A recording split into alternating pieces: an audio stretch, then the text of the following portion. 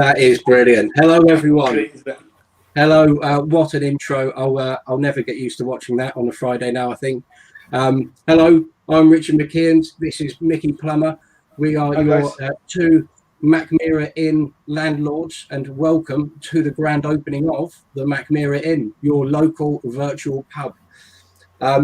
Very glad to be back on Fridays. I think I've been missing it. Definitely be missing having a dram with all of you fine folk. The format for the Mackmyra Inn going forward will be here each week at 6 o'clock. The doors will fly open. We'd encourage all of you, or as many as possible, to come and give us your patronage, dram along with us, and join us with whichever special patron we'll have on camera with us on the night on Friday. And probably a good opportunity to introduce the first of those special patrons joining us live. Many of you will probably know who he is already. I think his name's written on the screen. There's a bit of a giveaway there.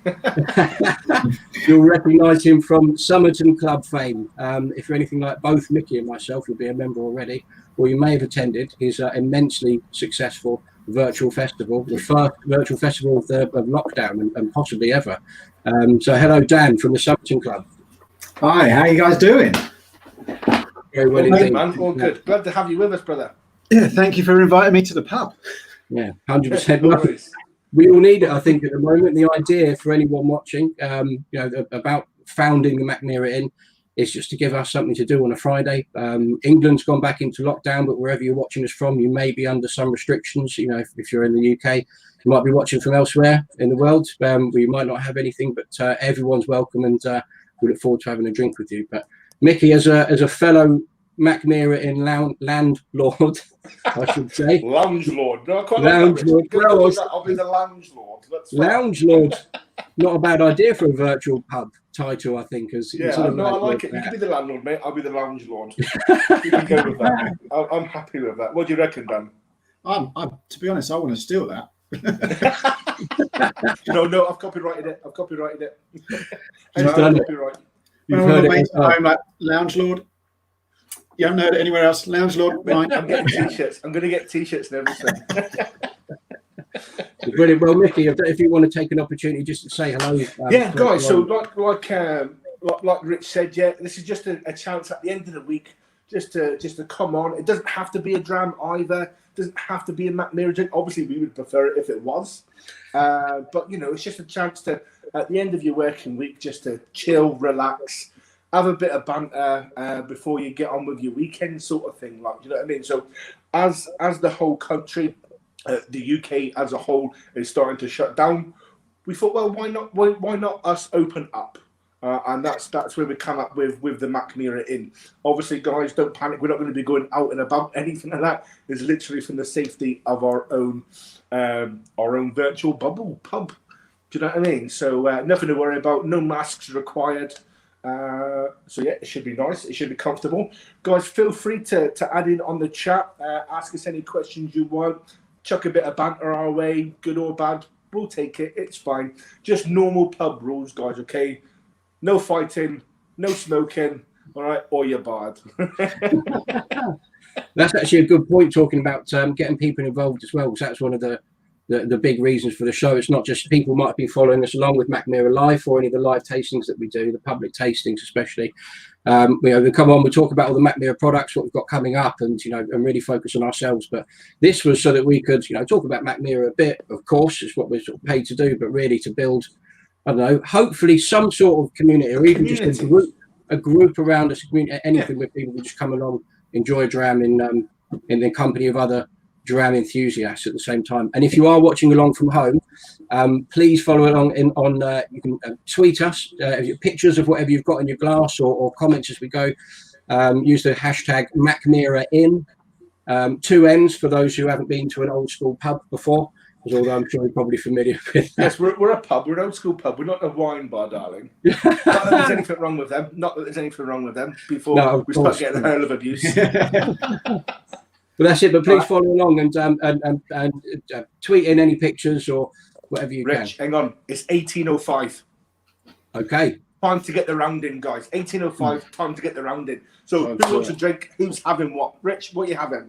Right. Well, I thought that with Dan coming on, the natural thing to do would be to have something that we've done in partnership with one another. Yeah. So I've got the Mackmyra Inn. Oh, nice. And this is actually the bottle that I've got as part of my Summerton Whisky Club membership. Awesome. Even though I had one through work, obviously, I've got this one as well. I opened it the other day, and looking forward to having one now. But what have you got, Mick? So I'm just relaxing. I like to start off a weekend with a nice gin and tonic. So I've got our Creator gin and our Creator tonic with some locally sourced blackberries. They're that local. I only have to put my slippers on, basically, because they're in my garden. So I'm more than happy with that situation. So Dan, what do you want from the bar, my friend? What you got? What you got? Well, I wanted a grun tea, but I finished my club bottle a while ago. Not going to lie. So it's not a surprise, mate. It's not a surprise. Our latest club bottle. I had to borrow my dad's because I'm down here with him now. Like I was at the festival because of lockdown, shielding, and he's kind enough to have left me that much. I have a backup. I've got some of an old bottle, the exceptional blend that we sent out ages ago. I kept a tiny little bit left.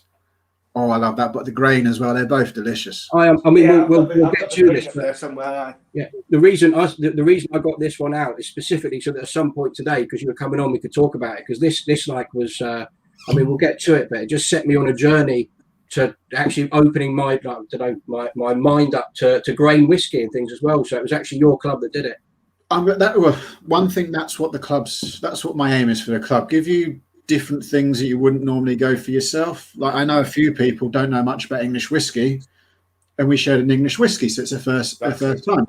But like grains and blends not being fashionable at the moment, that doesn't mean there's not great whiskey out there. And started about 9 months earlier. I think it was about 9 months earlier with the Glaswegian from Whisky Works. Yeah. Love that. That I want a grain for our club. I want everyone else to have this experience so they can go and start their journey. I think that was a 29-year-old from Port Dundas. So that'd be difficult to replicate because obviously Dundas is no longer, you know. Yeah. But still, so Jonathan Burbett, he wants a white wine. So guys, at 18:05 we'll get the rounding, and that's your chance to tell us what you're drinking or what you want to drink, preferably what you are drinking at the moment. So Shane's on a Swedish Rock 19. Oh, lovely, Shane. Very nice indeed. I haven't tried one of those yet, Shane. I'd like to have a go. Beautiful. I like it. So, guys, fire in what you're drinking if you're drinking along with us. If you're not drinking along for any particular dog bone fart poop. All right. I can imagine that's some sort of... somebody's had a few too many dog fart poops today. There's some good drinks coming also. That's a good one, Camille. The one I want to try. Mac and Coke ready. So I just wanted to say a cheers, I think, before we sort of launch into proceedings. And now I'll say what I would like to say actually is probably it's time for a bit of conversation with a measure of debate here at the Mackmyra Inn. So cheers. Skål. And so Dan, we're talking about your bottles. What have you got coming up next year? Can you tell us anything? Can you give us any clues? We've got a few that I know a few people ask about peat, and I'm going to find a way. I'm trying to find a way next year to get a peated offering in that doesn't offend, but keeps everyone happy, starts them on the journey, like we talked about grain, without going too far in that direction. Hello, Matt. I haven't seen you for a while. Can't wait to see you on the other side of this. But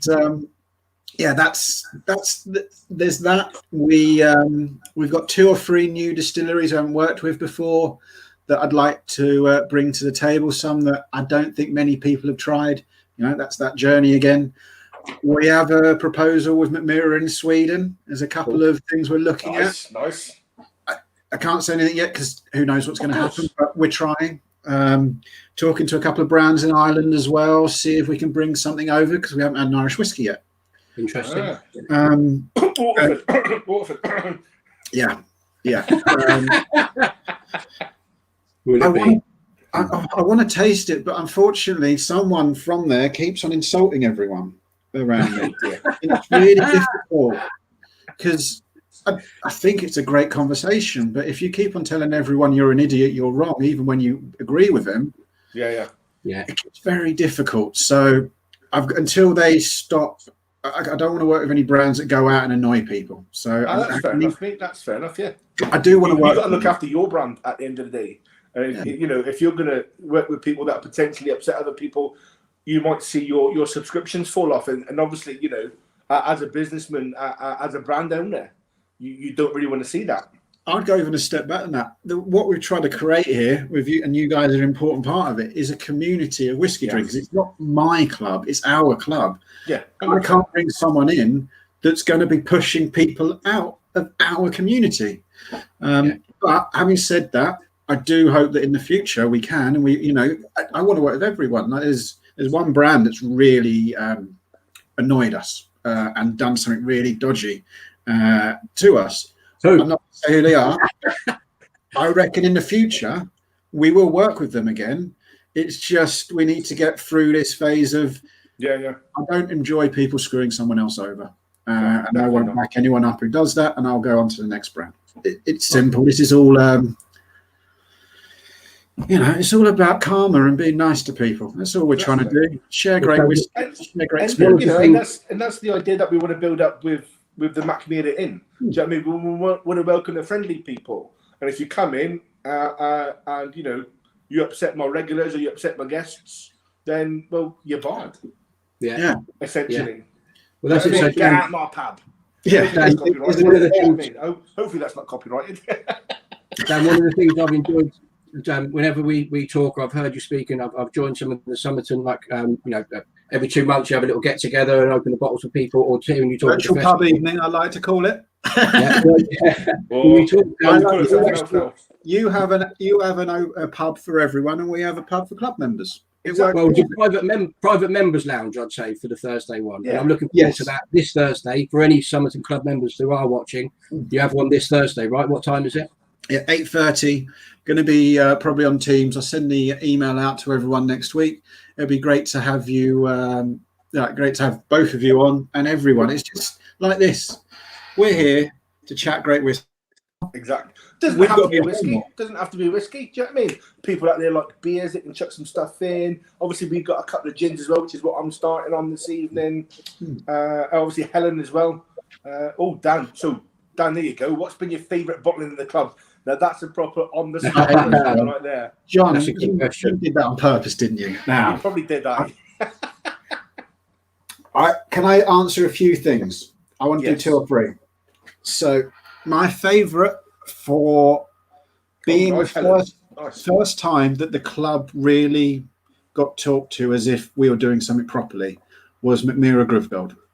Shane, my meeting with Shane is the first time that, the club's now of interest to people and we are being treated seriously and allowed us to share a great bottle. So that's the first one. Then the grain that you've got there, because that was a real new experience for so many people within the brand. And that is top 2 grains I've ever tasted in my life. That grain is so delicious. And the Grovegold, I think, is fantastic.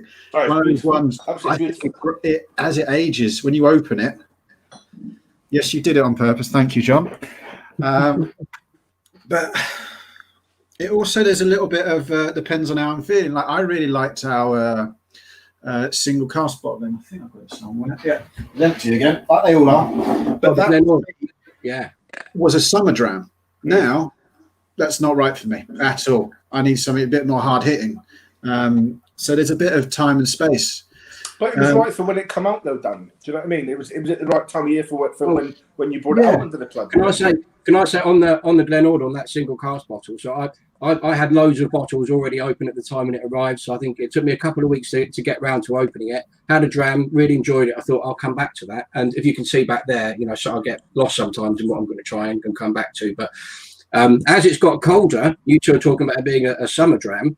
I've been drinking more and more of it, and I've probably done a third of the bottle now. The trick is you just turn the central heating up, you make it summer and dry. I was just about to say, Rich, are we going to have to change providers now that you're going to crank the heating up in the bar? Do you know what I mean? We're going to have to look at something there. I'll check the best deals. So check the best deals so that I can have my summer drams in winter. For sure, I always do it every year. Yeah. And I've got one other favourite at the moment. and that would be the Whiskey Baron bottle, because that's the first time we got our logo onto a bottle. Yeah, I bet that was a big deal. Yeah, and it was a polarizing. It was a Marmite bottle. I'm not going to lie. It was. But it's the very first bottle I got our logo on, and it is and for that side of life, I can see why that you'd be excited by that. But for me, as a consumer, I'm not going to sit here and start knocking people and knocking things, but it wasn't one of my favourites, Dan. Let's put it that way. It wasn't one of my favourites. I liked it. Also, I really enjoyed it, but that's a beautiful thing about whiskey. Some of us won't, some of us, will. I'll have your bottle off you, Mick, if you want. Most of it's gone. I use it as a base for cocktail stuff. It's not a bad shout at all. Yeah. Do you know what I mean? Yeah. So it goes really quite well, right? Do you know what, Rich? So obviously, Mackmyra make their own tonic. Yeah. Yeah. Nice highball glass, not too dissimilar to the one I have here. Yeah. But instead of using the gin, I use that bottle, the Whiskey Baron bottle. A nice generous helping of that. Not too much, obviously, but a nice generous helping of that. Over lots of ice, and topped up with the Mackmyra Creator Tonic. That is cracking. Honestly, that is fantastic. Yeah, that sounds delicious. That was a really difficult journey getting that bottle, because we grew so quickly. So we had an 8-year-old Springbank, and we're like, this is the one. Yeah. I cannot wait to share it. And then unfortunately, too many people signed up. So have you thought about creating another layer, like another layer on Summerton Club, like maybe Summerton VIP, where you pay that little bit extra to maybe get those particular, and really limit the numbers for it, so we can explore those drams? In the long run, yes. Okay, cool. In truth, where we are at the moment, whilst we're growing nicely, as a couple of you already know, I don't take a wage from this or anything like that. If this is going to be a business in the long run, I've got to get it to that point. So we still need to grow our main area. Then there's 3 or 4 options I've got. The next bit is really exciting. We can go monthly, but not everyone has to go monthly. Of course. The beauty of that is the first 2 or 3 of those second months are going to be lower numbers, and I can get single casks out. Yeah. And that I really like the idea of. There's also the idea of we keep it bi-monthly, but 3 times a year on the odd month, we we offer an exclusive bottling to members. Only available to you, single cask. As an additional. Yeah. So you pick if you want to jump into it or not. And then we'll offer this. Here we go. We bottled on this day, or we've bottled it. We have 200 bottles, however it is. So would that be first come, first serve, or a ballot type affair, Dan? Or have you not got that far yet? At the moment, I think I want to try and get the numbers right so that everyone can have a bottle. Right. And I think if I don't think we'll do more than 200 currently in that manner. And so that's nice. If we start growing a little bit higher and we have to, we're finding that we're not doing it, maybe I've got to find some sherry butts or cherry butts. Yeah. There are other ways of doing it. So there's always a way to make it special. I want to try my best not to limit things for club members, because the whole point of being a club member is you get access to everything we do, and you get treated as an equal. And there are difficulties with that because there is a finite number of things. Like next year, I'm playing with this idea that we're going to do a week of virtual tastings, a different brand each night, run by the brands themselves. And so with the festivals, a lot of brands can't handle 1,000 drams, 500 drams, however many it has to be, smaller guys. And those are the interesting ones that we all want to learn a little bit about. Yeah. And that would have to be a limited ticket event then. Yeah, that's it. But that's the annoying thing with that, is that not everyone can get it, because those brands can only do 20 or 30 sample boxes. Yeah. But the hope is by doing it over a week, once again, that everyone gets a chance to get in. To try something different. Yeah, no, I've got you. Yeah, no, totally.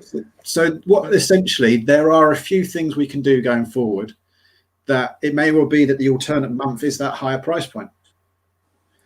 The only problem I have with that higher price point is that some of the bottles that we would put in the current club might get taken away and put into the higher club, and detract from, and it's all one thing. It's you support one and you take away from the other.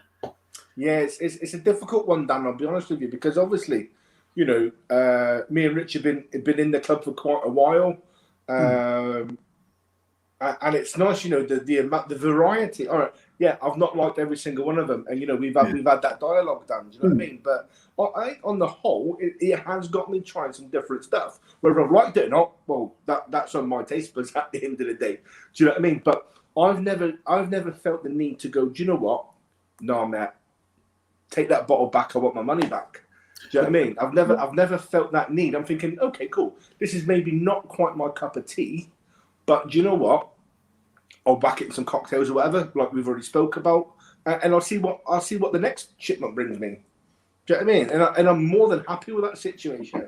I also try and hope that you're not going to get a bottle that everyone likes. It's impossible. Everyone's flavour is different. But what I hope is that it's a bottle that you recognise as a good bottle, so that when your friends come round, you go, try this. And you don't feel ashamed. You're like, try that. This might be your style if you like it. And then you've got one of your mates go, oh, I love that. And it's that sharing idea. Whiskey's to be shared.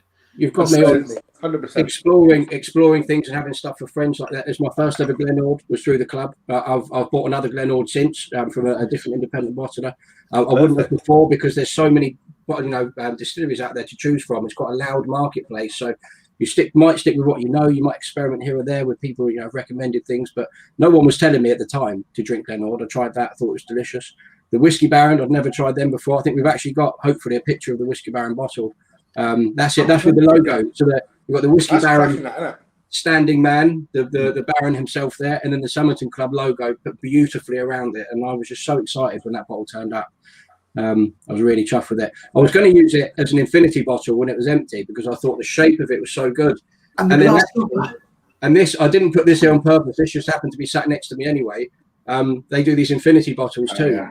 So because of your club, and I bought this through the Summerton. I think I had an email from you guys about it. You did a plug for them, and I bought an infinity bottle. It came with a bit of whiskey in the bottom. I think I must have paid 30 odd quid for it. And one of my friends questioned why I was paying 30 quid for this much whiskey in a bottle for an infinity when I could have just emptied a bottle that I liked and done one. But I just really wanted the logo because I thought I'm going to have that infinity bottle for infinity, or as long as my infinity might be. Having a logo on the bottle would be an awesome infinity bottle to have. But so I'm grateful for all sorts of stuff, for discovery. That was for me, and you've probably got 1,000 odd members now, who knows how many. For me, the big thing about the club is trying new things and having things sent to me that I would not necessarily have bought. And the exceptional grain that we've talked about quite a lot this evening, I would never in a million years have bought that. And now I've got this bottle. When it's gone, I'll be buying the next year's release, 100%. 100%. Guys, 2 seconds. We've had a really good question from Kevin. There you go. When did we all discover whiskey and what was the dram? So, Dan, we'll start with you. When did you discover whiskey and what was the dram? I like that question. If we go for the very beginning, it was JD and Coke as a teenager. I think we can all get on board with that one, right? Do you know what I mean? My journey I travelled around America a little bit when I was 21, 22, 23, bits and pieces. And I picked up a love of bourbon around there. I really enjoyed it. I couldn't stand their light beers, quite simply. Lovely bourbon. If you're not sure, bourbon and Coke, like in those days, a bullet and Coke was premium to me. I loved it. Went up Maker's Mark. Then there was, what's above Maker's Mark? Woodford Reserve. You start getting Devil's Cup. It just started moving up and up and up, and I was really having fun with bourbon. And then I know this is a little bit sacrilege for some. It was Monkey Shoulder that was my gap between the two, because it's got that bourbon. It's got a bourbon aging. It's a whiskey, and so that's how I moved across. Went bourbon, Monkey Shoulder for too long because we had a roller hockey tournament in Spain where I bought a bottle for the flight over, and by the time we got there, we were in a bit of trouble. Our goalkeeper broke his ribs. One of our players got us chucked out of the hotel. 3 of them were running around the town. Less Monkey Shoulder. Less Monkey Shoulder now, guys. I'm sure the would be interested in that story. I'm sure the goalkeeper doesn't like when you're reminding him, but yeah, I can imagine. I can imagine. Yeah, that was good fun. How about you guys? How did you get into whiskey? Yeah, well, Mick, who's going first? Shall I go? Yeah, go for it, Nick. Go for it. I'll have a go. Yeah, I'm always keen to talk about it because the first whiskey I found, I couldn't tell you what it was, but it was whatever was in a 2-litre bottle suspended upside down behind a bar in my local pub at 18 years old. And whenever we were buying round of shots for one another, whoever was buying the round would choose what they were having. And somebody chose whiskey, tried it there, thought it was absolutely vile, doing a shot of, what you can imagine might be behind a bar in a bottle, upside down.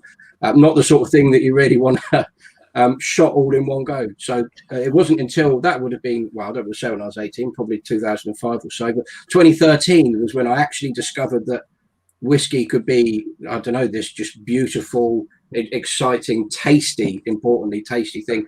And it was a Lefroy 10. I was on the way back from a trip to the Isle of Mull. I was staying with some family that I've got up there. Come back down, it was in the Lowlands. It was at my cousin's farm, or my uncle's farm. My cousin was working at the Whisky Experience in Edinburgh at the time, and he had this huge array of half-filled bottles that they would auction off to staff and things. And I mean, the first one that I tried, or the first one I can remember, was a Glenmorangie 25, and I had no idea, whether it was good or whether it wasn't. But it was the Lefroy 10 that made me think, like, oh, whiskey can taste like utterly different to how I imagined it would. And I think that peat and that smoke and that medicinal property to it, and I loved it. And from that point on, I just sort of gradually, evolved and started exploring more and more, started building that up slowly but surely over the years. The amount of bottles that I've killed, I wouldn't want to say. I do struggle sometimes. I just like to have them up and look at them, but I've gone through quite a few now, I think, over my journey. But that was it. So for me, the Freud 10, 2013, and that's when my real journey began. Everyone builds up normally into the peated. You've just gone, right, this is where I start. Well, let's go from there. I love that. My fiance Heather, we got engaged a couple of months ago. Big up myself and her. On the Isle of Mull, actually, give that island another plug. Back in October, but she'd never really drank whiskey or hadn't drank whiskey at all before we met a few years ago, and it was the Lefroy 10 that opened her up to whiskey and to exploring it. And now, it's smoky whiskey all day long for her. So, that's really interesting. Honestly, right? Yeah, that's really interesting. When I first started drinking whiskey, I couldn't stand peated whiskey. Most can't. Couldn't do it. Do you know what I mean? No. So I basically I writ off all of Islay. So I was like, well, for me, that can't be for me. Do you know what I mean? But no, mine was 2010. I'd not long moved to Glasgow. Went away for a weekend up to just outside Aberfeldy in a place called Kinloch Rannoch. Beautiful hotel there. In fact, Liam Neeson stayed there when they filmed Rob Roy. I felt we actually stayed in the Rob Roy suite. It was one of those sort of weekends. Yeah. But no. So like in the hotel bar was a really nice whiskey. All this beautiful different variations of like liquid gold beyond it. I call it that now. Before then, at that point, I was like, what on earth how is this that much whiskey? Because obviously I grew up in Plymouth. So our availability for single malt was basically next to nothing. I didn't really know what it was. I'm sure you were a gin and rum town. What was that, Dan? Sorry? You were a gin and rum town, weren't you? Yeah, pretty much, me. Yeah, pretty much. And cider. Got a love of cider, So my first experience of a whiskey was not too dissimilar to yourself, Rich. Do you know what I mean? It was as a shot. I think it was probably on a New Year's Eve or something like that. Do you know what I mean? So this, like, I'm not going to want to name brand names and stuff like that, but we can all imagine what it was. It just has a boom, you're like, ooh, and it's all burning and it bounces, and you're like, me. See that whiskey malarkey? That is firewater. That is not for me. Yeah. Do you know what I mean? Fast forward until I was like 30-year-old. A weekend away in lovely Scotland. And you get talking to the barman, and he's like, "Oh, right." I said, "Mate, I'm not really a whiskey guy, but while in Rome and all that sort of stuff, or while in Kinloch Rannoch and all that sort of stuff." Do you know what I mean?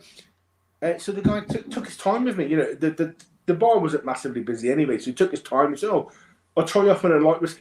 To this day, I still can't remember what my first half dozen whiskies were that evening. So I couldn't tell you what my first proper whiskey was. All I remember is going, "That's lovely," and then carrying on. My hotel bill when we checked out was horrendous. But that's a story for another time. You know what I mean? But the next day, I actually it coincided with my first distillery tour as well. So I went to Duo's World of Whisky in Aberfeldy, my very first distillery tour, and that's when I fell in love with whiskey. So it all happened quite quickly, going from I can actually drink this. This is pretty good stuff, to going, wow, this is amazing. Do you know what I mean? Where has this been all my life, sort of thing, you know? And there, so my very first like proper whiskey that I can remember would have been Aberfeldy 12, and my first wow whiskey was the Aberfeldy 21, right. And that was just like, wow, that is like syrup, it's gold, it's just, oh man. But you know, obviously that was fairly pricey. It was like, I maybe stick to the 12 for you know, a drink. Do you know what I mean? So that's where I started. Rich, what have you added to the Infinity bottle? Yeah. Aaron's first was a Jameson. So I've actually got, if anyone was watching us on shows and things before we opened the pub doors before, I used to sit in the corner over there and had a much smaller one of these shelves around, and the rest of the bottles were spread about.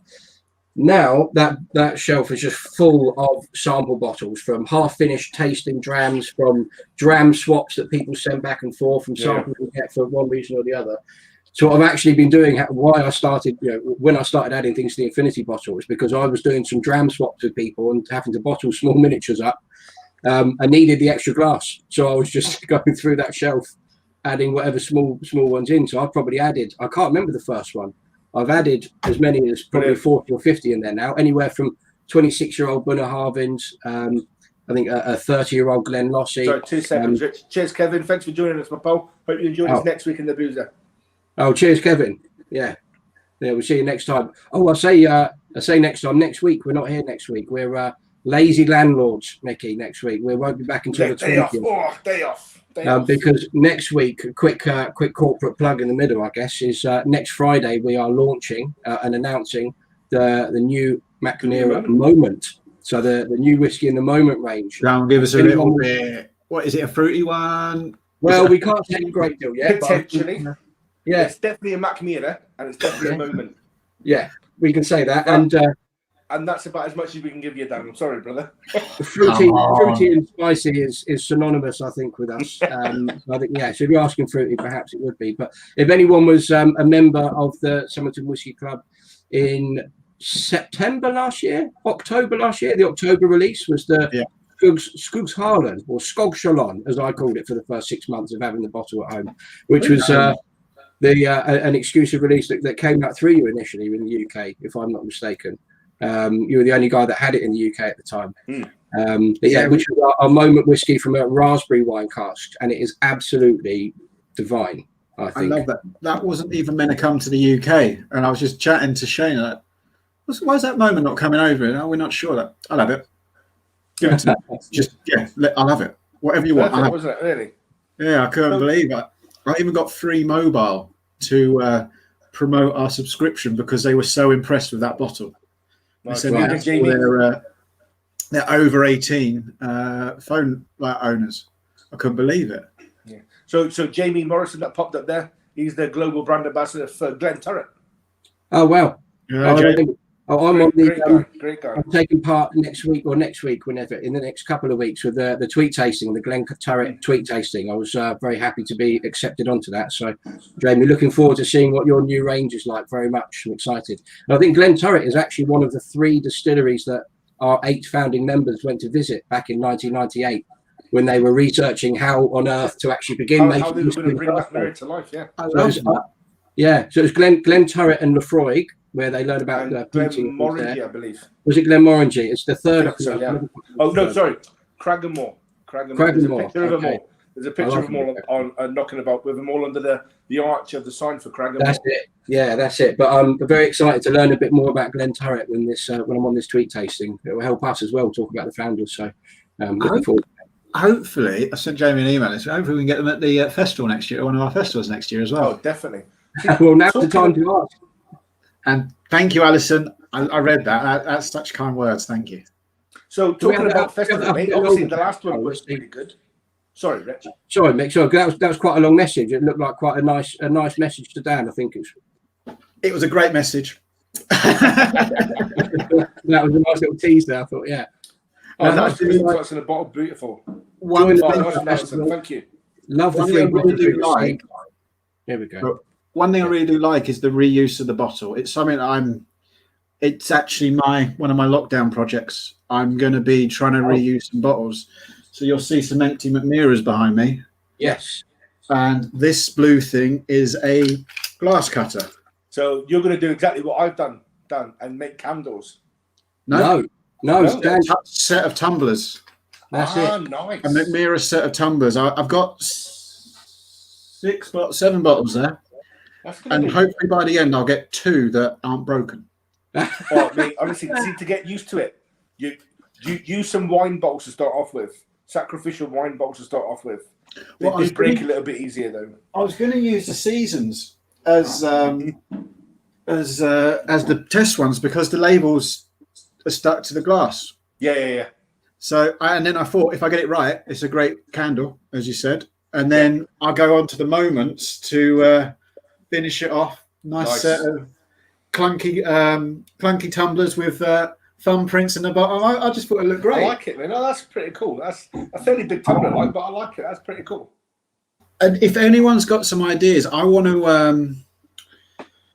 I'm going to see through the club. I had this idea. It's been going on for a little while. I want to try and create, I don't know if it's a campaign, but just an area where people can share ideas of what they do with their existing bottles or their old bottles, because the amount of love, attention, money that goes into those whiskey bottles is phenomenal. They're such beautiful things, and then we chuck them away once we've emptied the liquid out of it. What a waste.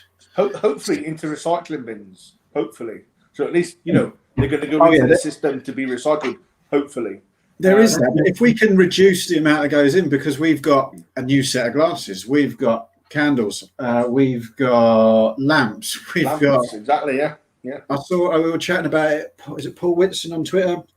He's got a Highland Park lamp, best lamp I've ever seen. Like lit, it's phenomenal. In the wooden frame, bottle inside, lamp on top. You're like, wow, that looks like someone's paid a lot of money for that.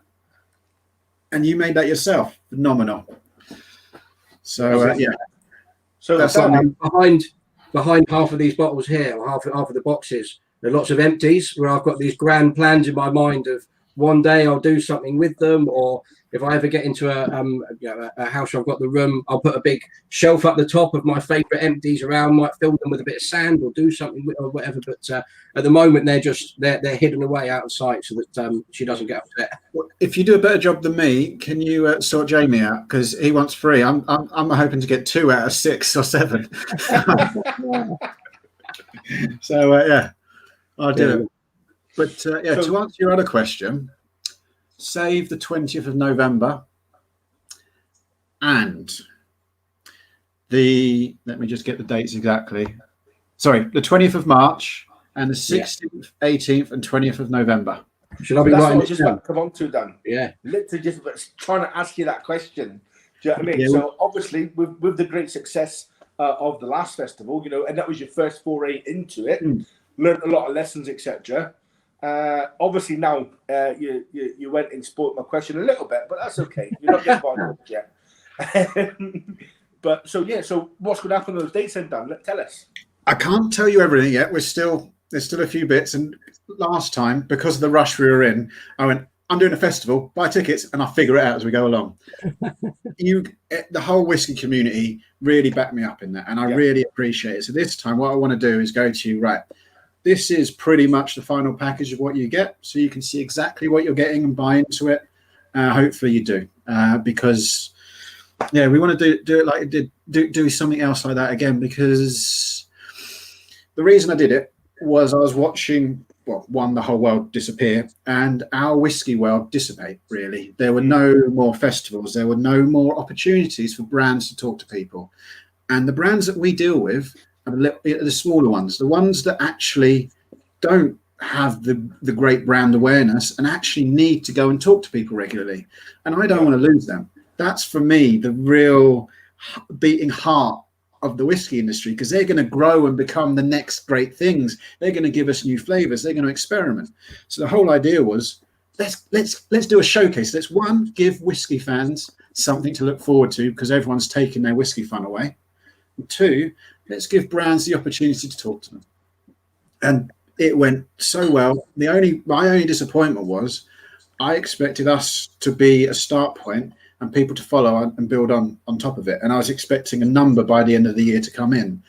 And it's just not gone down that route. And it's been more the virtual tastings, which is great.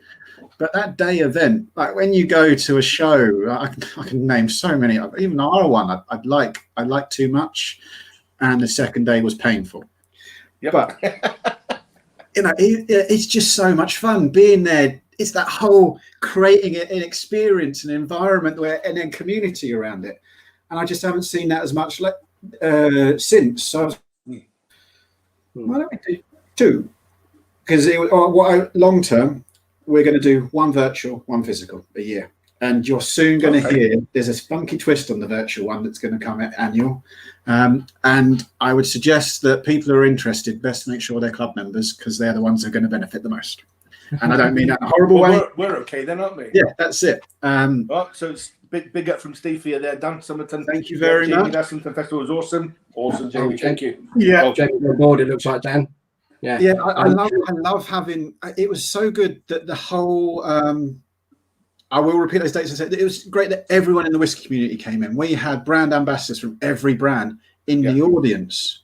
You know, we had everyone, fans. I did a big job of trying to get people who weren't in the whiskey world before. So a third of our attendees had never been to a whiskey event before. Wow. And it was trying to create that community, you know, bring it all in. And it was just great how everyone came together. And Jamie was part of it. Yeah, so that's what I liked about it, Dan. You know what I mean?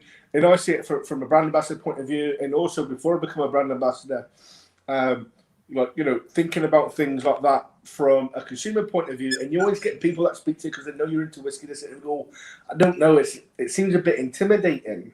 So literally beaming the festival into somebody's house, puts them instantly at ease. Yeah, do you know what I mean? Because if you don't want to be seen on camera, if you don't want to ask questions because you might be taking the mick out of it or whatever, you can just listen, watch, and just enjoy the drink without having to, interject yourself into it. Do you know what I mean? Unless you're that way inclined and you want to go, "Oh, mate, I need to ask you a question," and stuff like that. But there's that ability to do that. But for the more, I don't want to say more meek amongst us, but for the less, the less confident, maybe they're not too sure, and they're just trying to explore.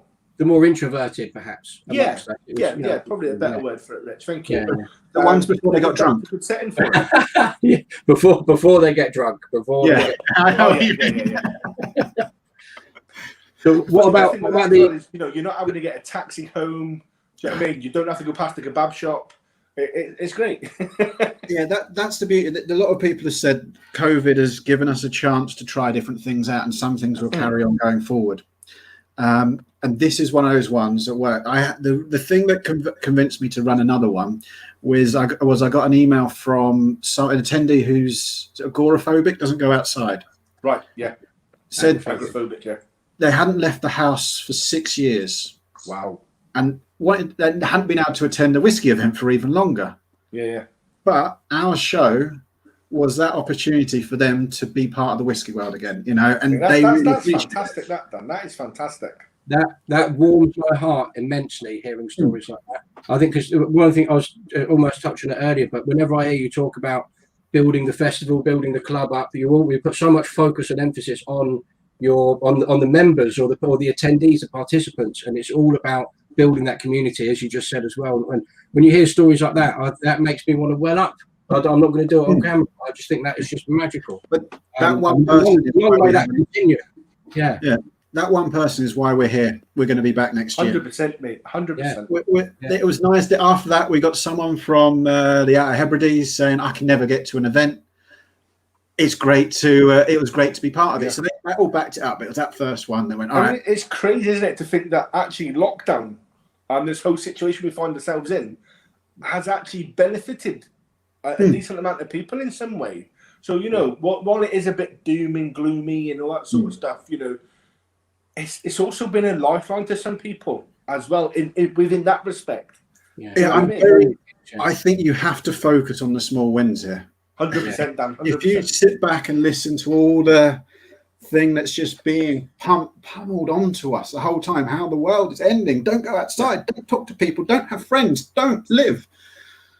You need to start looking at where the little bits, where can we do things that work well? Where can we brighten our day? For the club, we started virtual pub evenings. I think it was April. And now we do one for every delivery. So not too often, but it was, I want you guys to feel like there is a chance to have a whiskey community around. And what you said about the club and being a community, the way I look at it is, I'm a member, my dad's a member. So everything I do is based on what I would want as a member, because I hate the way that, like when I started, why do subscription clubs charge you more than the cost of the bottle you get? Why do they not go above and beyond and try and make it a club as opposed to you're just a payment for them and stuff like that? It's just simple things. I grew up playing sports and everything it was a community. We supported one another. And I think that that's relevant. But the dates, sorry, I didn't, it's been a while. 20th of March, save that date. And then 16th, 18th and 20th of November. Those are the dates to be there. Where I'm trying out, so you'll see soon why March is special and a little bit different. It's going to be similar to last year's, not quite as long, because that date is told. Yeah, that hurt. Yeah, so you were there. Some of the middle bits, 5-6 brands, 2 drams each, so we're 10 to 12 drams like we had last time. By bringing a couple of less brands to do it, period, then there's gonna, it's gonna go through quicker. Gonna see if I can a little bit less music, still have it, but because the idea was the music was the intermission, and what actually happened was people stayed the whole way and treated the music as the entertainment as well. I love it. I did. Yeah. That's when I went and got dinner. Kind of thing. So that I'd like now. I can't say the name because if I don't get it, it'll be a real shame. But there's a guy in America. I'm going to see if I can get a couple of songs from. He did a tour with an American whiskey brand in the UK that sponsored him, and we got to know one another chatting. And if I can get him, oh wow, it'll make my day. But anyway, and then November. And then November, I'm going to try and extend into a bigger all singing, all dancing festival. I know we had one already, but the 3-day event, the idea is to allow people to get in at their level, because I did a lot of feedback. I took a lot of feedback afterwards, and I went through it all, and I really did go through every single thing that everyone wrote, including the rude bits, including the swear words. I went through it all, and the problem is when you have 1,000 people in the room, there's such different, diverse experience levels that it's very difficult to be all things to all people. Yeah, so Tuesday and Thursday will be deep dives into brands, if I get the brands involved, and that's for the people potentially more enthusiastic, not always, because there are people who just want to learn more. But there's that you get to learn more about the brand, and there'll be less of the other bit. And so it'll be 3 or 4 drams per brand. You get almost an hour with them, and we'll really get in. We'll have a Q&A after each brand. It'll be 3 brands a night, so it'll be really deep level getting to know them. And then Saturday will be that all singing, all dancing, just bit of fun. Hopefully that answers it. I just realised I've been talking for a while. My bad. No, that's fascinating stuff. I think everyone's interested in hearing it. A lot of the people watching tonight, that have joined us, not watching, sorry, who have joined us for a drink in the inn, are people who I imagine join the festival and want to hear a bit more. Especially hearing is especially interesting, and for me at least, to hear about how you're trying to evolve it, and how different things you're trying to do. And again, to go back to my point earlier, how you always think about what you can do to make it better for other people, rather than just like, here's a festival, pay me your money, or come and attend and off you go. You're really trying to think about, and there was so much feedback came back from that festival. I know how long it would have taken you to go through it. And so the fact that you're trying to tailor something now to make it interesting and make it engaging and get it right for everyone, I think it's fantastic. But the other side of it is also the brands. 1,000 drams, or 2 times 1,000 drams, those small brands can't do. So Tuesday and Thursday are smaller numbers as well. So we can have different brands coming to us so we can get those different experiences, because I can fill Saturday with the big old boys that people know, and we'll see about that. I don't know yet what brands are going to be there. I only sent the email out to brands this week, so we'll see who comes back. But there's been some nice feedback, and hopefully we get them in. But yeah, those Tuesday and Thursday, I want to get a White Peak, nice. Yorkshire, the smaller guys that you just want to know where they're going. Get experience. I did a Linda's Abbey tasting a little while ago. Nice, loved it. You're learning something new. It's that kind of let me get really underneath the hood, as it were. Yeah, I learned about their cask, like what they're doing with the casks and what they're doing in the maturation and how they're building them and how their 2 casks. Their 2 stills are identical, and I mean identical, but the spirit that comes out is different. Yep. Those kind of little bits that you get when you go in deeper, and that's what I want us to learn. And then that gives the brands more chance to fly. And yes, Mackmyra will be there too. Don't worry. I was scared to ask. I was hopeful that we would be there with you, but once again, it's gone out. We just got to wait back from Sweden to confirm. But there's, we get on well. We'll see. Well, do you want me and Mickey? We'll see if we can put a good word in for you, Dan.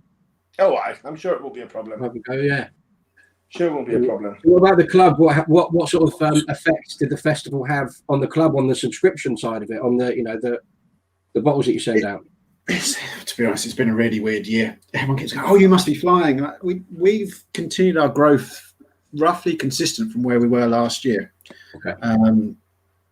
And actually, January, February, March were awful. We didn't put anyone on for those 3 months, and then it just went back to where we grew last year from September, October, November, December. We went back to the same growth. So it's helped more people hear about us, and it probably gave us a little bounce of, let's say, 40, 50 members. But it was just more, for me, it created a nice day for people to enjoy. That's what we're here for. The experiences, and there's so few of them being created that, we've got to try. I didn't attend the Whisky Exchange Festival? Oh, March question, yeah. We were there. Is that the what? Hang on, sorry. Yeah. Oh no, I had a trade pass and then it got cancelled as I tried to sign in. I was, because I did the test event. Really love the software that they're using. It's what I looked for our event, but It wasn't ready yet. And now we're going down a different route. We're going down a linear path, so every single person gets to experience every single brand. And we don't spread everyone out, so everyone gets the same experience. Everyone gets to taste the same drams. And it's also a lot easier that afterwards you want to catch up on a brand. It's all right. It's one linear thing. It's just about building that community feel, isn't it? Do you know what I mean? And we're trying to do a little bit like that at Mackmyra, not just with Mackmyra Inn, but with some of the other lines that we have. So obviously, we've got our core range, we've got our seasonal, we've got our moments and stuff like that. But I think I can spot just over Rich's left shoulder there. Is that a wee single cask from Milroy's there, Rich? Yeah, there is one there, but I've actually got a different one from Milroy's here ready to go. Yeah, I've got there's a Cowboy one up there, but the one I've been waiting to open, I've only just finished my drink now. But so this is we sell casks, we sell private casks. Probably a good time actually to mention that we've got tomorrow. 1 day only, 20% discount, 20% sale on our reserve cask program, where you can design your own whiskey from scratch and choose the spirit recipe, the cask type, the warehouse that it goes into. All those things will have bearing and impact on the flavour of your whiskey. How many we've got? Peated, unpeated, elegant recipe, extra smoky to extra peated. Several different cask types to go and choose from as well. You can get two different warehouses we've got on there now. So the Bodas line's underground, or the Forest warehouse. But have a chat to us tomorrow and see what the differences are and go and buy one. But 20% discount. 20%, you said? 20% discount. 20% off the cost of a cask tomorrow only. If tomorrow only 1 day sale. If we've got our guys in the background can think quick enough from the fact we just brought it up mid show randomly.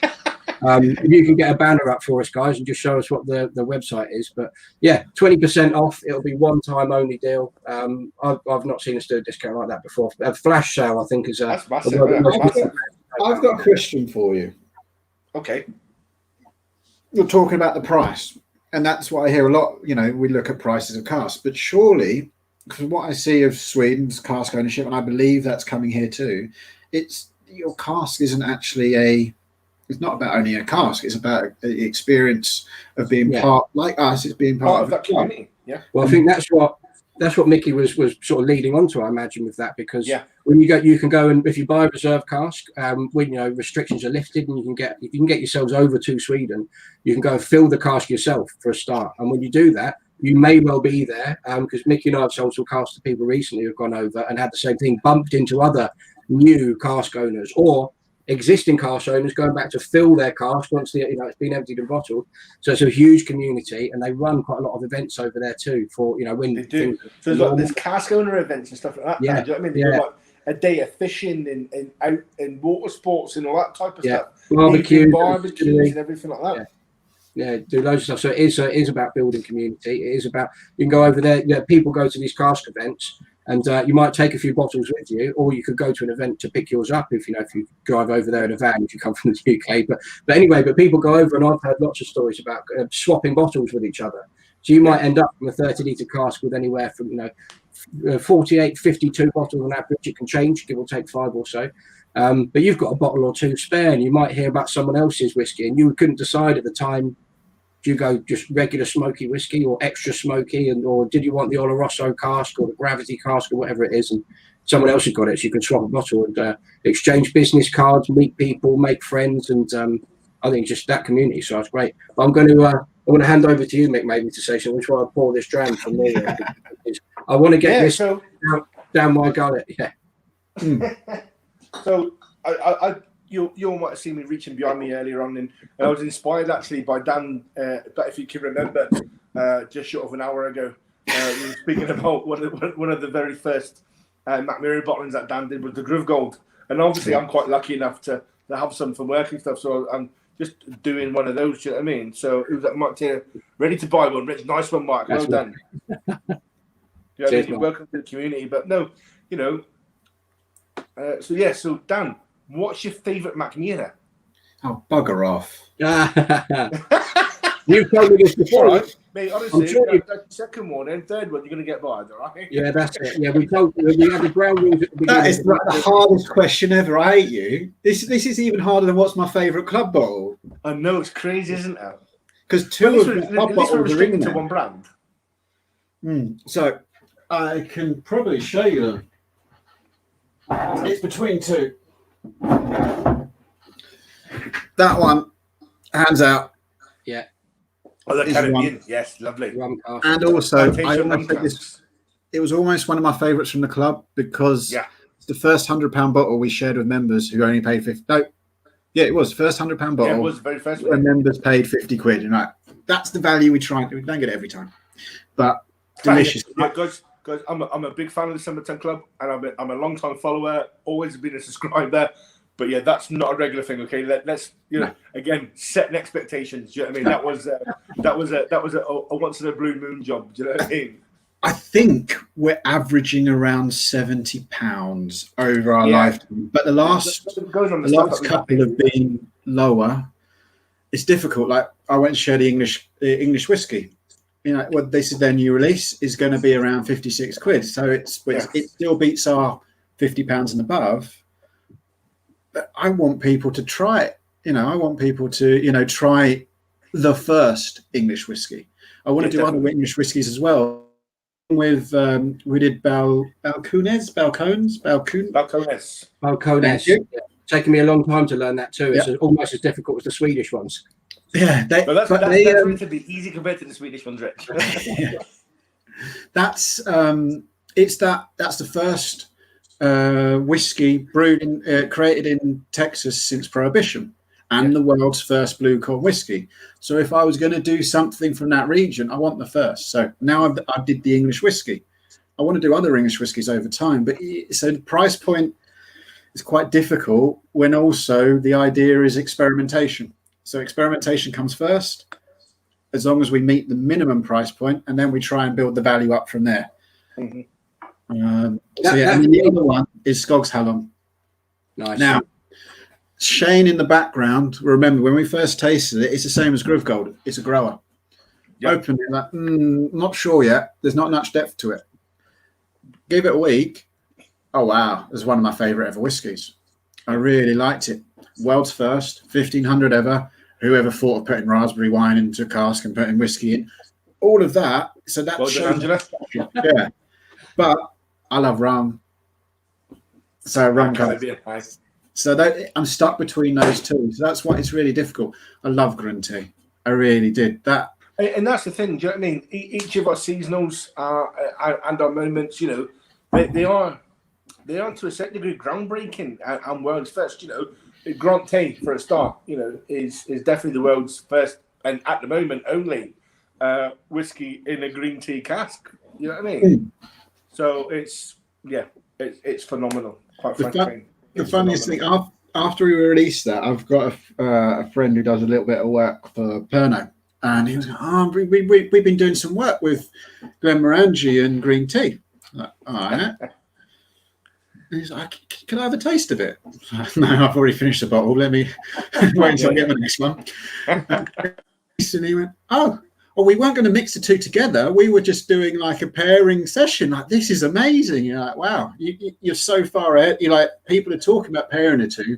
And you, a few years before, had actually paired them as a whiskey. I mean, that whiskey was 3.5 years in the R&D phase. Do you know what I mean?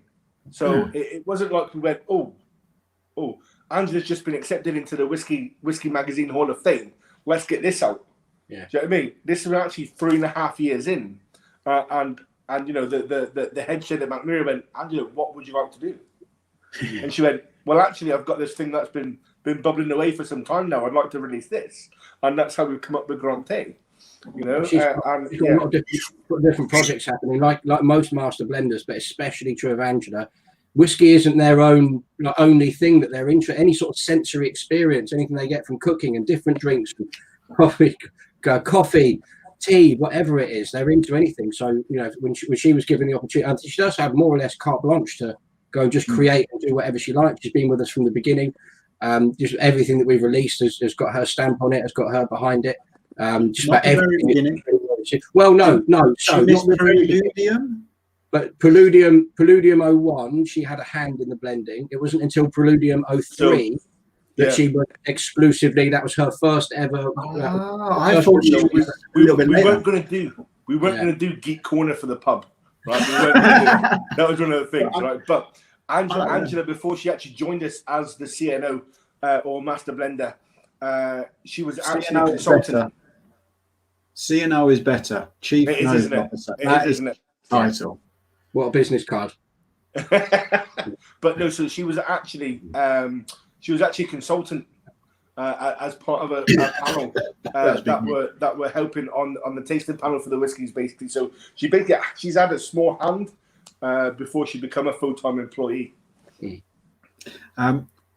Can one of you Mackmyra guys find any Skogs Hallon, whatever you want to call it, in Swedish, for Mark? There's got to be some in bottles somewhere in Sweden. I know there's like 10 cases or 2 cases or 1 bottle left. I can't even get any for myself. Yeah. Mark, I've got a bit left. I could probably sort out a sample if you reach out to me afterwards. You send us a message. That's Richard's actual name, so find him on Facebook. He's on there. Find him, track him down, hunt him down. Yeah. Demand your sample, good sir. Demand your sample. Yeah, he knows how to get hold of me. He'll sort it out. I'll send you a sample of it. I've got a bit left. Happy to share the wealth, as it were. Especially with someone who wants to try something. Yeah. So guys, I think that's a good time to start wrapping up. I've just got to answer Shane. Yes, I have friends at Pernod because we're in the same whiskey club together. Whiskey World is great. You meet so many people because everyone who works in it is a fan. And I will at some point figure out how I can get them involved. Like come on, surely like Jameson's, like one of the other littler brands want to get involved. Oh yeah, and it never goes anywhere, but it will one day. It will. I'm gonna get them involved. Just keep plugging away, mate. Just keep plugging away. Yeah, it's like everything. Earlier, Matt. Sorry, I was going to go through quickly and answer questions. Matt, you asked about Japanese whiskey. I'm trying. Same with American whiskey. I believe the import model in the UK for whiskey is a little bit broken. Importers make virtually no money. They make a small margin on top. And the way we work is we ask for a contribution below trade price on the bottle. Not a lot, but that's essentially how we fund the club. And there isn't money for importers to do that. And it's really difficult. So I'm looking at the moment, can I license myself as an importer, bring the bottles in? There's a great American whiskey brand that I've talked to for 3 years. Like, will you be my importer? No, there's a lot going on. But now it's kind of like we're big enough. I can't get any good American. I can't get any good Japanese. Irish is a struggle, but I'm getting bits of it. Okay. If I get my licenses, maybe I have a chance to bring something different. So that would be great, Dan. Obviously, but you've got to look at the financial implications of getting those licenses and putting that in place. Do you know what I mean? Yeah. So does that balance against what you want to do to how much it's going to cost you? So you've got to look at it from that point of view as well, haven't you? Really? It's just because I talked to one of them. I'm going to buy a pallet of stock if I do it, because that's the club, and yes, maybe I'll have 10, 20 bottles left over. Oh well, party. But it's so I can get the efficiencies in the transport. Actually, the cost of the bottle is an issue with the taxes, and from America, that 25% tariff is killer. But I'm trying to find so many different ways to get those special bottles, because my aim is that we are all whiskey, with and without an E, and it's a journey. And we did that wheated whiskey a year ago. Yeah, because it was the first since Prohibition. Yeah, I know there are now probably more, and they're maybe better, but it was that first, and I can't get many more of those. No, because exactly, and that's the thing, Dan. Do you know what I mean? You're exploring these different avenues, and I think that's definitely a testament to yourself and the drive that you've got behind Summerton Club, even though you're not paying the bills just yet with it. Do you know what I mean? Which is unfortunate. So guys, if you can donate to Dan, donate to the. No, that's not what we're here for. He would never accept that. He's too much. No, I know he wouldn't. He's too much about the people. All I can ask you to do is sign up for a membership. Join in the festival. That's all. Do not do any more. I'll figure the rest out. That's it. I love what I do. I like finding bottles. And it's obvious, Dan. Do you know what I mean? It is obvious. We were going to just have a quick 40-minute chat with you, and we're just at just over an hour, but it's flowing and everybody's happy. Do you know what I mean? And if this goes on till 8 o'clock, then so be it. Whatever. My old job years. I used to work for food and drink brands, not alcoholic. Did the cider once, but I was part of the team that launched Levi Roots Reggae Sauce, and had a real story behind it. It was a tennis match. I don't know if I'm allowed to share too much of that, but we don't want to get you in trouble, mate. We don't want to get you in trouble. Well, to be fair, it was 15 years ago. Peter Jones and the then CEO of Sainsbury's, Justin King, had a tennis match, and it was a sportsman's bet that Levi Roots had come up onto the screen and onto the show, and Peter Jones just went, I can sell you. He didn't have a recipe. His recipe was something like 98% Aldi tomato ketchup with some herbs, because the way you do jerk is you get the seasoning and then you mix the other bits in. But you can't do that when it's a professional thing. They didn't have a bottle. They didn't have a label. They didn't have a logo. And that tennis match, Peter Jones went to Justin King. I've got this product. We will PR the buggery out of it, and you will win. But I bet you can't get it on your shelves in 14 days. And the next day, we had a phone call at the company I work for saying, all right, you got a challenge. Do it. Which was essentially, you don't do it, you lose a few of your listings, and we had quite a few products in Sainsbury's at the time. 8 days later, we had the product on shelf. 12 days later, they were out of stock because Levi Roots were on TV every single day for 3 months. They did he PR'd the crap out of it. He was such a character. I remember him now. I mean, I'll never forget the man. He was such a personality. He was so big and larger than life, but so like nice and just fact such an endearing personality. And I could see, he said himself. He still, whilst he was doing all that, he still helped out his brother as a chef in a restaurant in Clapham as his day job, whilst doing everything else, because he just cared about it all, and I love that. But the reason I bring that up is my old job was food and drink, but my favourite bit was finding new products and developing new products. So whenever I was in marketing, I was like, when can I get in product development? When can I put my ideas forward? And then when you're in sales, like, when can I go and find some new products for us to sell? Because this is the fun bit. And all I've done is I've just carried that on here. Yes, I'm not developing the whiskey, but there are a couple of conversations. Like I bought some casks the other day, and they're about to be re-wrapped with the idea that next Christmas we've got something special. Something special. That is No one in the world has ever had this. It's teen years, because this is, for me, we've done a lot of younger whiskies lately, and I'm trying to get back to the older ones.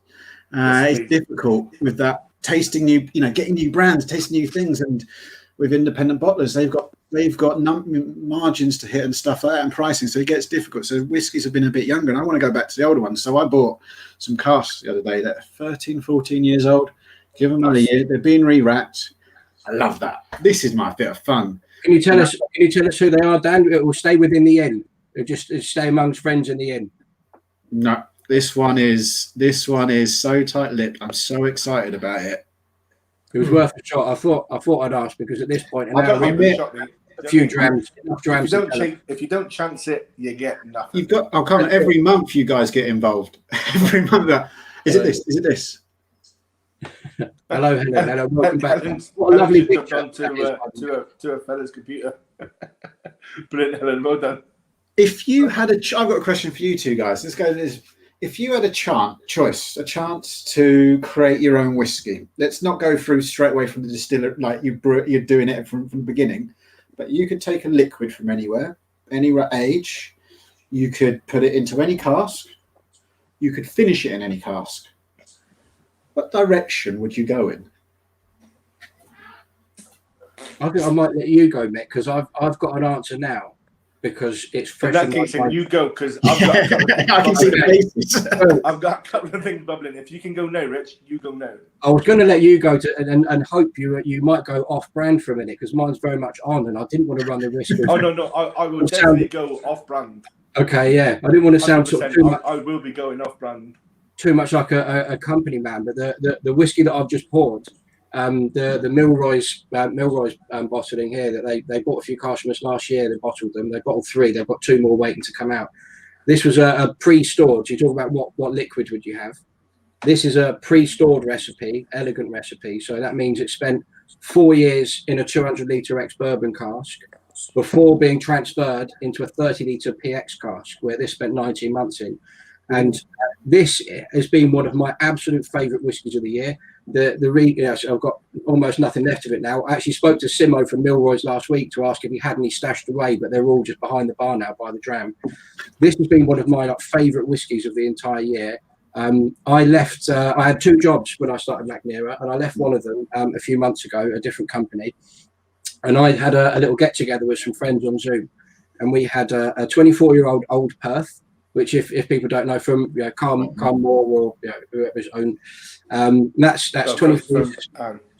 From Morrison Mackay. Morrison Mackay, beg your pardon. Yeah, sorry. So that's Macallan, Highland Park, Bunnahabhain, Glenrothes, and possibly one more in that blended malt. All 24 years old. A 21-year-old Redbreast, 18-year-old Glen Scotia, and I've seen Gary here. It's absolutely delicious, Gary. I'll tell you, it came second.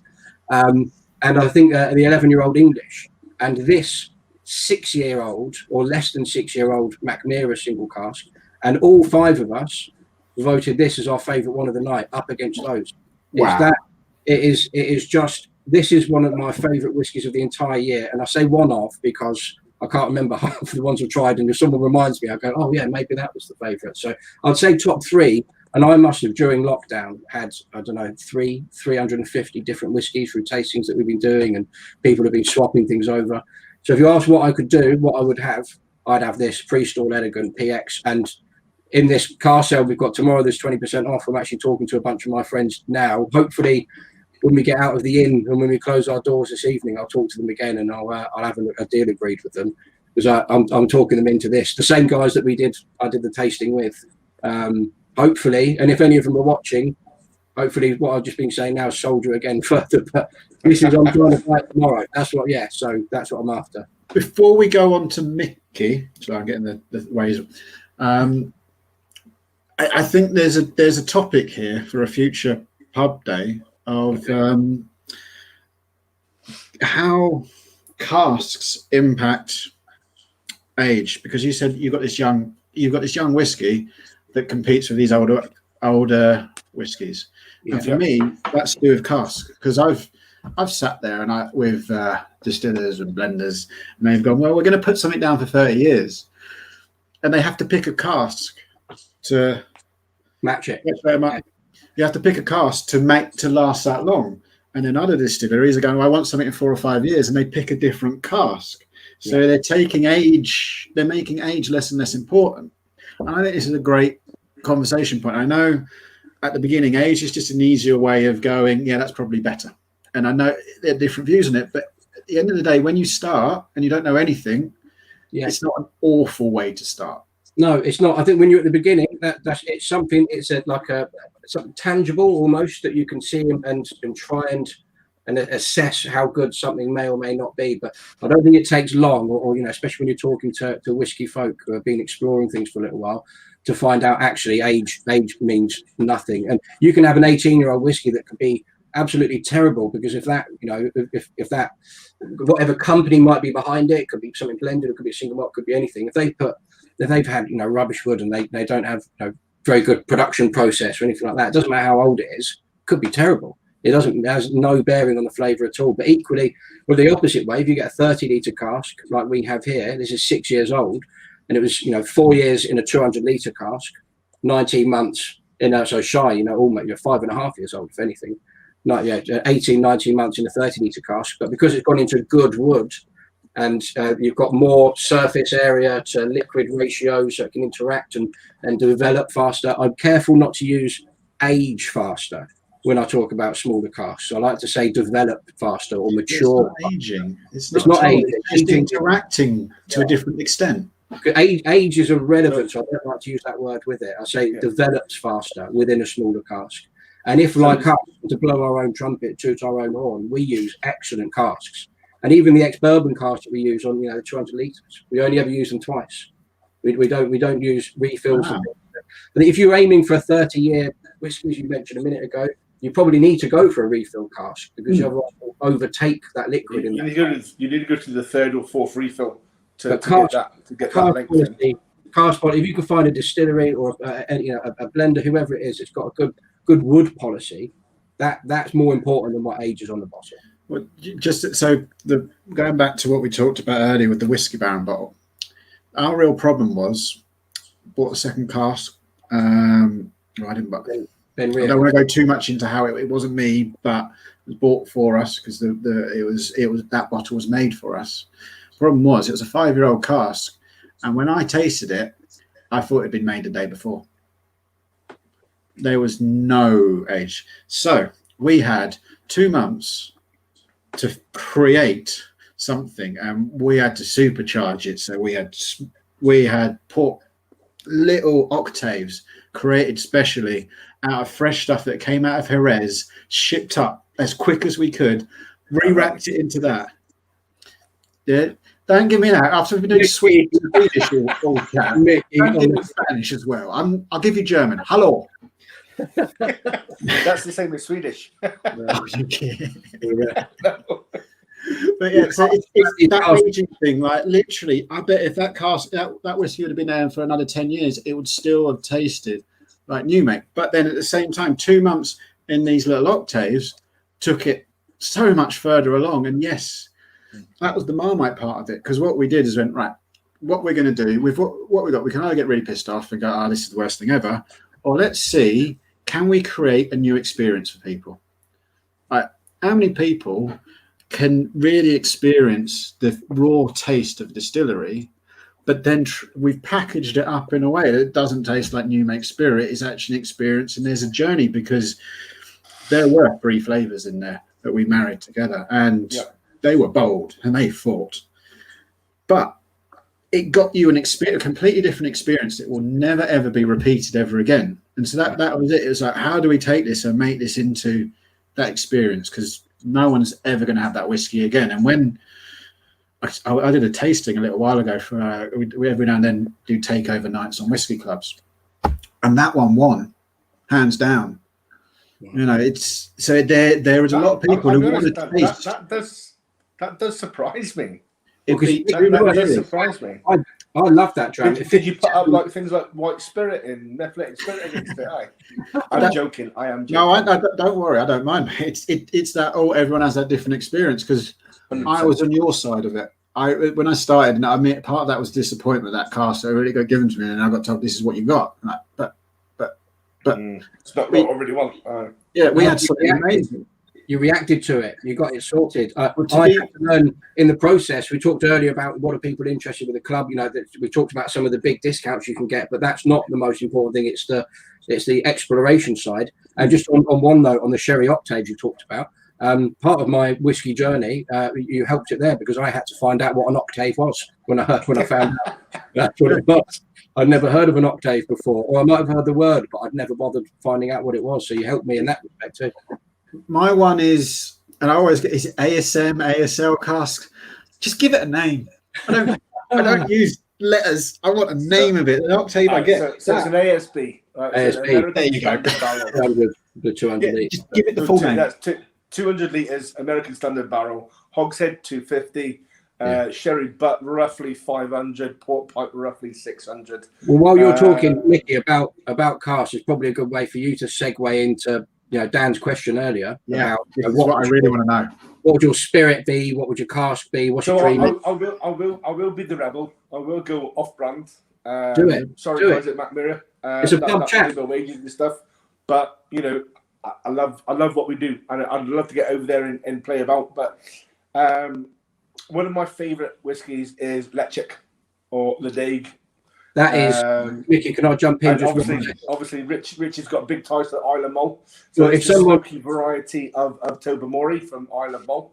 If someone asked me what my favourite whiskey was outside of Mackmyra, of course, it would be Lechik and then Tobermory.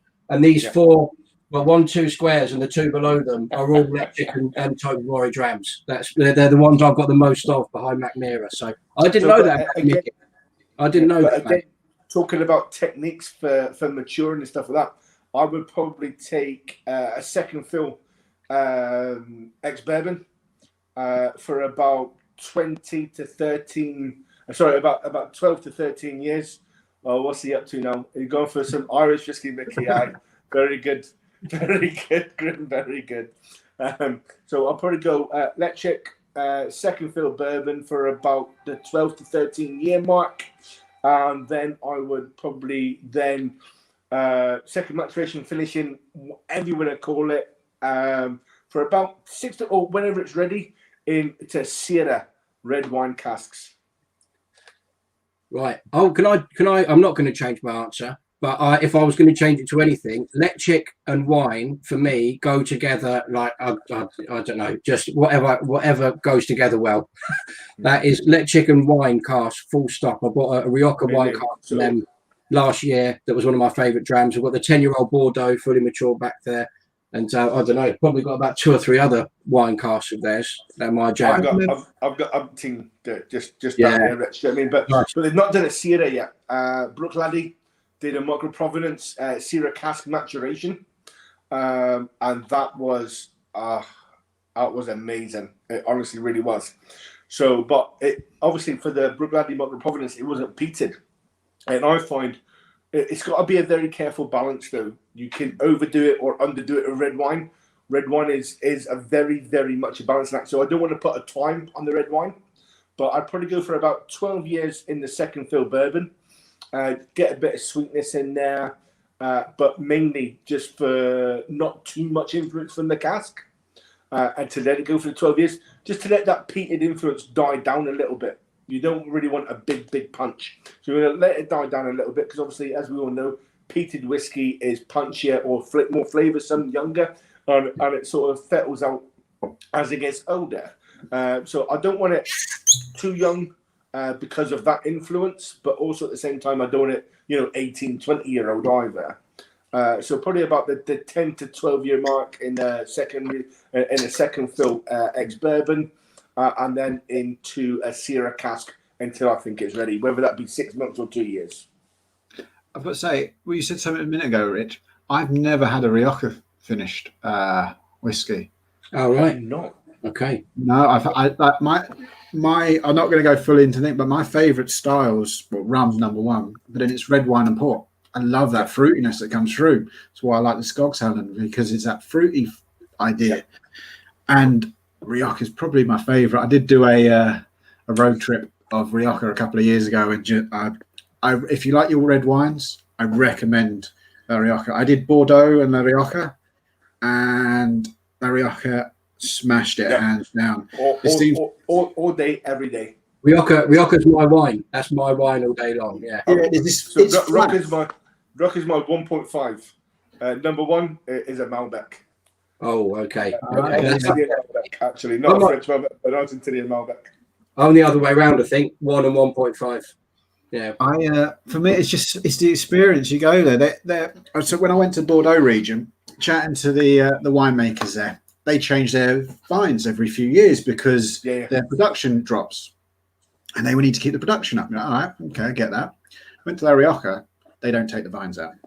What they say is the older it gets, the less it produces, but it gets better and better and better. More intense in flavour, yeah. Yeah, and they have these really old vines that will have one bunch of grapes on it.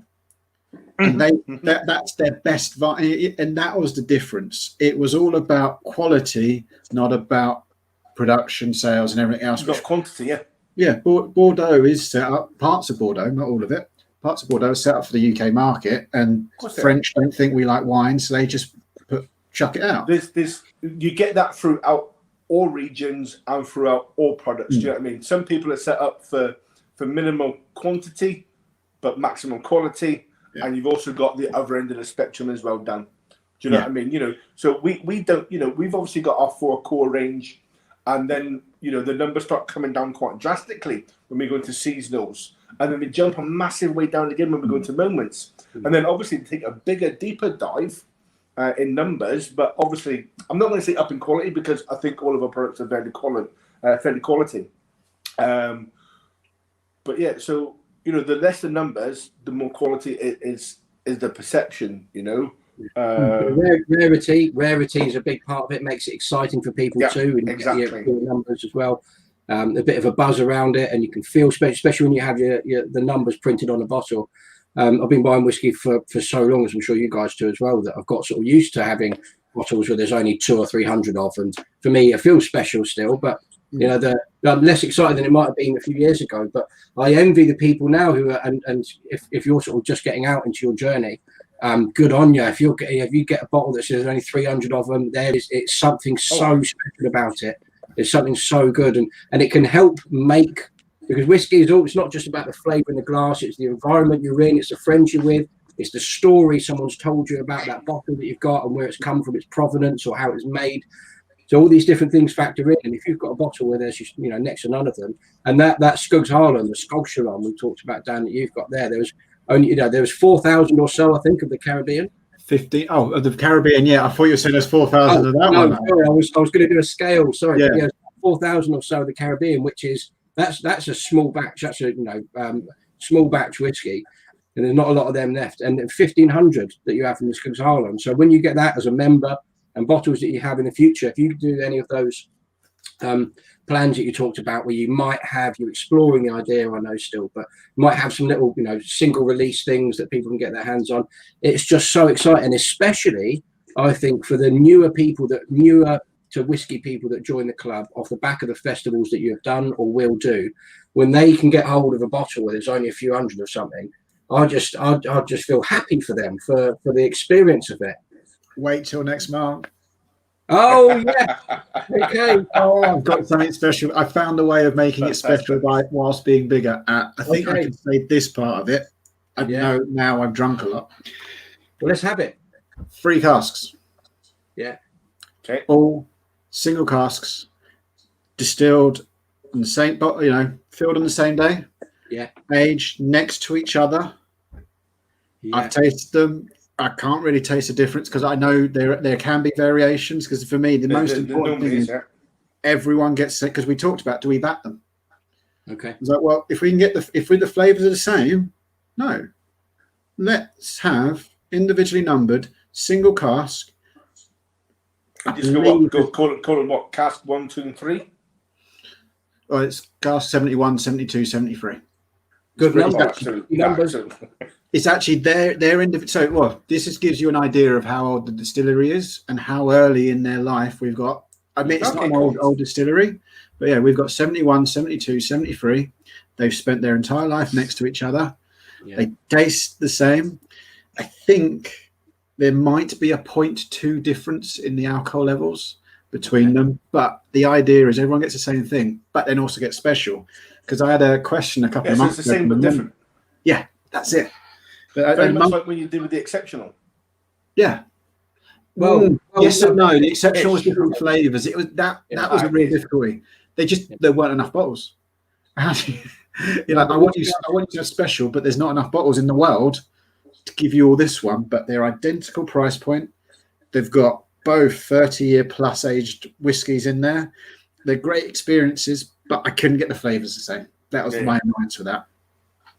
But yeah, I'm happy with the exceptional that I got. I know that, and I tried the other one as well. Someone sent me a sample of it, and I thought that was exceptional too, if you will. So I'd have been happy either way. But these 3 casks that you're talking about, and you said that's going to be this year, is it? Hush hush. That's December. That's Christmas. A friend of mine joined up last month, but I think he just missed the deadline for the English bottle. He just missed it. I said, don't you worry, Christmas will be a good one. We had the Whiskey Baron last year. This year will be another good one. And if he's watching now, I think that's excellent news. I'm going to put it out there now. We have a thing that the bottles are 50 cl and above its size that the brand uses. Okay. The brand uses a smaller bottle size. Well, single cask bottle. That's what you get. I think everyone's. I know. But it's value for money. It's all right, and it's not. There's no way around it. It's the only way we can work with this brand, and I want people to try it because once again, this is an important part of trying new distilleries, getting experiences, and for me, it's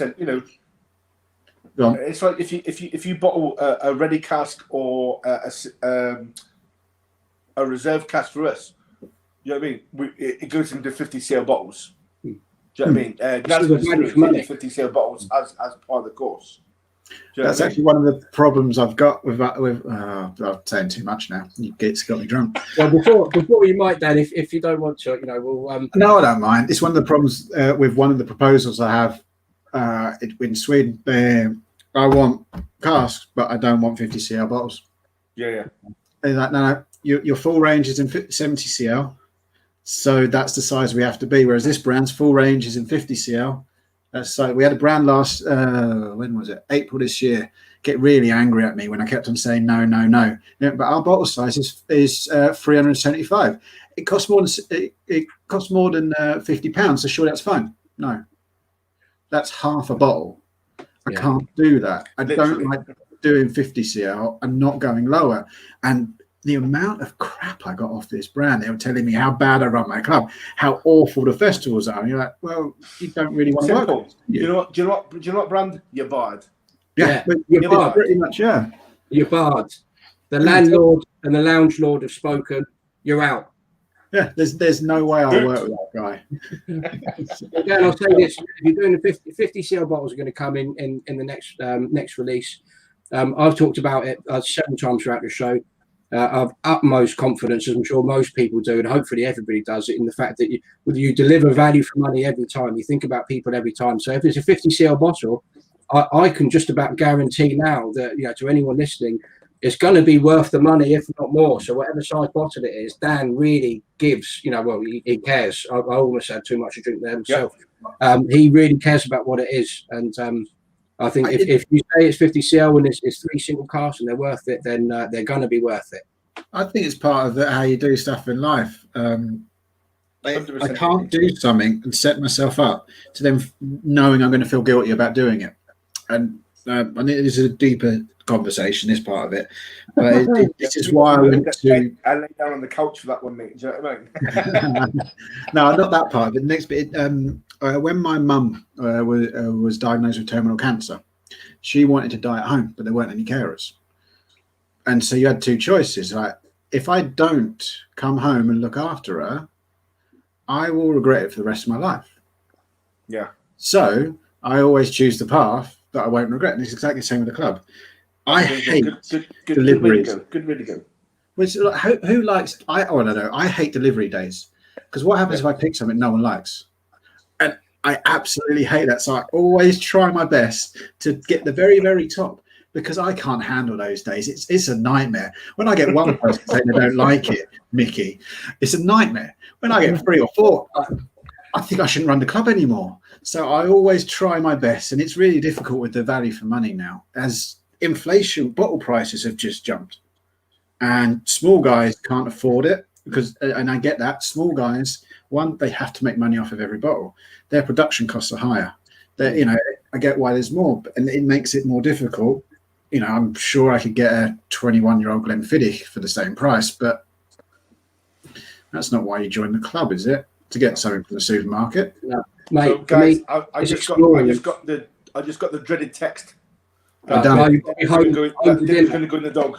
Well, let's call. Let's call last. I do what we did in the dog. So I think we need to wrap it up. Are we dram there, guys? I think so. I'll say thank you, everyone. I'll say thanks everyone for joining. Basically, sorry, Mickey. Just everyone that's been with us, whether or not you've joined and been here from the start, or you've joined us halfway through. Hopefully, you've enjoyed listening to us guys. Talking. Certainly, I imagine you'd have enjoyed listening to Dan, especially. Anyone that's not a member of the club, look up the Summerton Whisky Club. Remember those dates for the festival. Dan, can you please remind us what they are, and perhaps give a closing remark or a goodbye to everyone that's watching?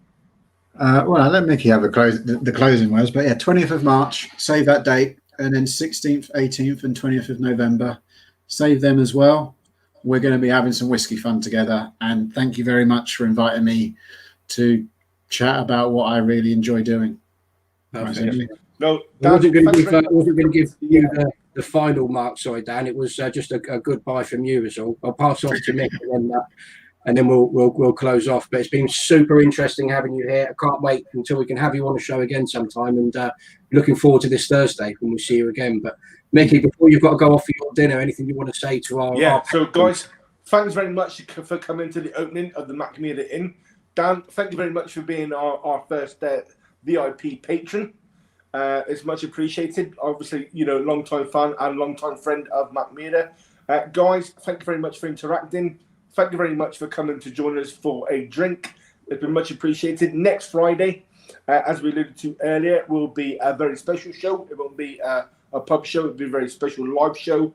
And then we'll join you the Friday after, the Wednesday after, back to Mackmyra Live. And then the Friday again, back to a guest, Matt Mackay. Yeah, Matt Mackay of Bimber fame. Blogging fame, Bimber and blogging fame. He's going to join us and talk to us, not just about whiskey, but probably his enthusiasm for jigsaw life in general. Just a wee chat down the pub, guys, okay? Just a wee chat down the pub. So hopefully you'll join us. I was going to say, sorry, only something I learned about him the other day, that just to tee everyone up and get them excited, he's going to talk to us a bit, hopefully, about being a champion pumpkin carver as well. He certainly is. He certainly is. You can get it all here. Honestly. Have you seen his pumpkins from this year? The beef and the one. Yeah. They are dino. They are dino. So we'll try and get some pictures of them. We'll get Matt talking about them. Hopefully you guys are tuned back in again. So thank you very much for coming to the opening of Mackmyra Inn. See you on Wednesday, Friday, next Friday, Wednesday after, and the Friday after for the pub again. And good evening, good night. Thank you very much, guys. Get home safe. Thank you for watching me get drunk.